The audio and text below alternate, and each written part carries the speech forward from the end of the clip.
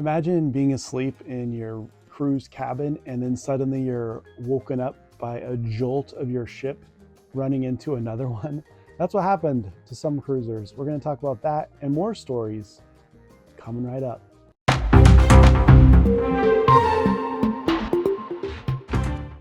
Welcome back. I'm Jordan with Beyond the Dock, and today we're covering your cruise news for Monday, May 12th, 2025. First story today is a river cruise ship collides with a barge. This happened just outside France. The ship is MS Bijou de Rhône, and I apologize if I'm not pronouncing that correctly. It's operated by Nico Cruises. At 3 a.m., they were cruising along the river just near France, and they ran into a barge. Now, there were 127 passengers on board that had to be evacuated. Luckily, none of the passengers were injured, at least no reported injuries. And the damage to both ships was severe, but luckily all the damage was above the water line, so there was no threat of flooding or sinking ships.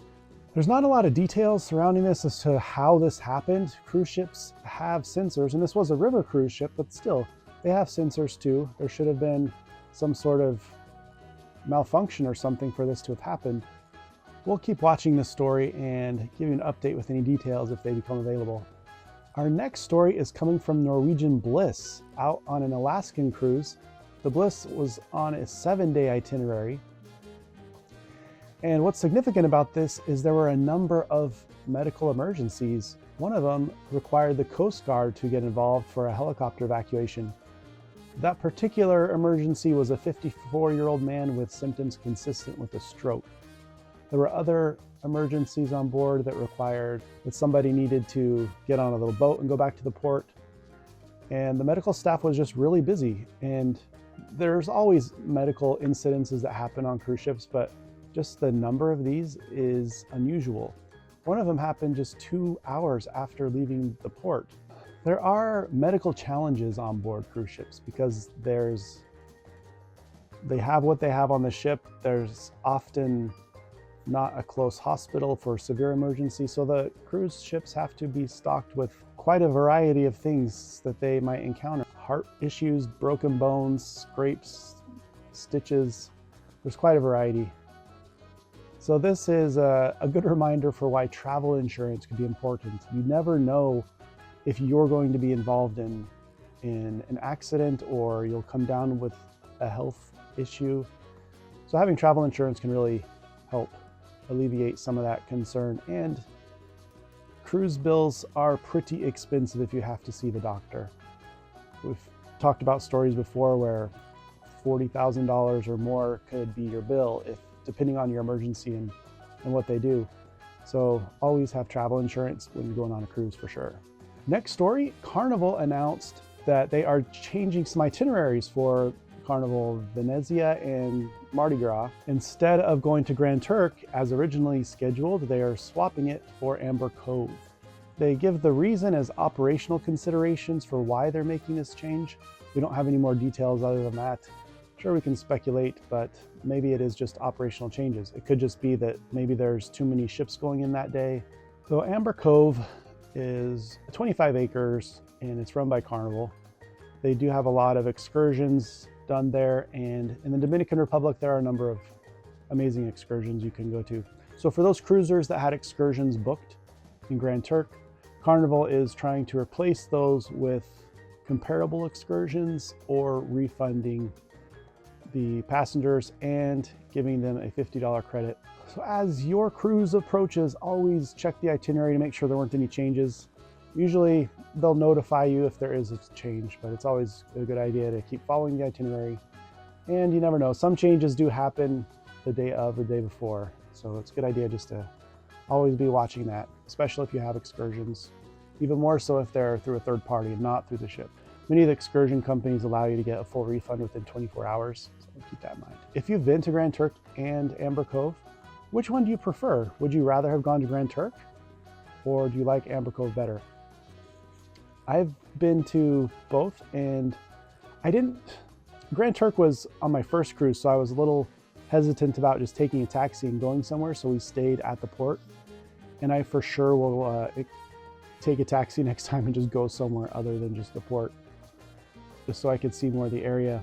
And for Amber Cove, I didn't really like Amber Cove itself, but I really love the Dominican Republic. There's so much to do and so many fun things.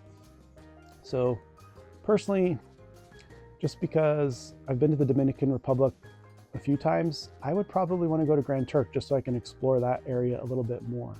But let me know in the comments below what you'd like. Our next story is Silversea's Silver Ray. They got fined for going too close to Faraglione rocks. There's a 500-meter barrier that ships are not allowed to enter, and Silver Ray did enter that. It's hard to say why.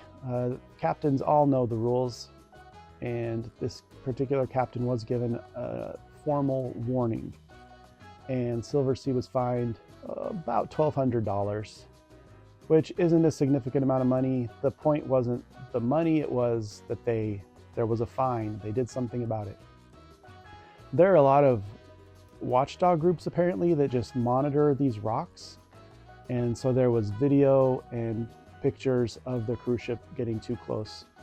So the reason these rocks are significant is because they were used as lighthouses back in the day. They would light fires up on top to warn ships of the rocks. And also it's the habitat of the Mediterranean monk seal, which is an endangered species. I think that would be fun to go see those rocks. As a passenger, you want to get as close to things like that as you can, so maybe that's what the captain was doing. Maybe it was he just wasn't aware. He was trying to get as close as he could without crossing over, and maybe there was wind or a strong current, who knows, ready to cross that line. I didn't see how far he went, like how close he got to the rocks. Was he like 300 meters or was it like 498 meters? I don't know. I couldn't find the exact amount. Our next story is an update on the murder that happened. We talked about this last week. James Messam, he was 60 years old, out of West Sussex, was killed in an altercation that happened just a couple hours after the ship left the port. It was what they call a stag do party, which is like a bachelor party. Apparently there were a lot of bachelor parties and bachelorette parties, or stag and hen do parties on the ship.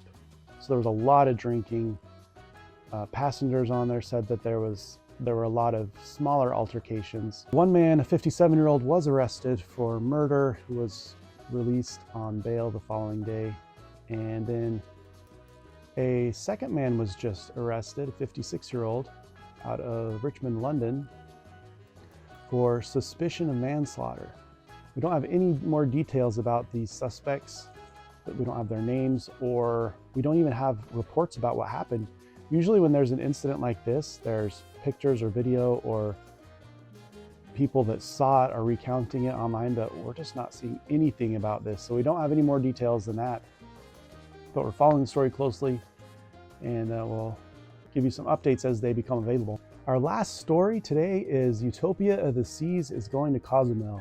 Now, Utopia of the Seas came out in 2024. It's one of Royal Caribbean's newer ships, and it was originally slated for 3 to 4 night cruises in the Bahamas and Eastern Caribbean. So this will be its first voyage to Cozumel, and there aren't plans for more visits to the Western Caribbean anytime soon. Cozumel is a popular port in the Western Caribbean. So recently there was an increase on the tax. It doesn't go into effect until June, but part of the agreement was cruise lines would help the ports by putting money into revitalization, expansion, and improvements, and that they also agreed to continue to sail to the ports. So this could be one of those things where Utopia of the Seas is going there to show that Royal Caribbean is supporting the ports in Mexico. So that's all the stories for today. Which story are you most interested in?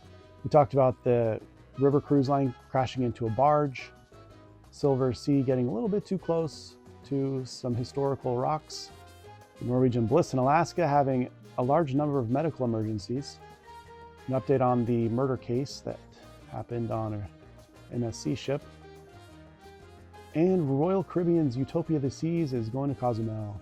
So let me know in the comments below what you like the best. If you haven't already done so, please like and subscribe and hit that bell so you're reminded of each video that we release. And until next time, we'll see you as we venture beyond the dock. Happy cruising.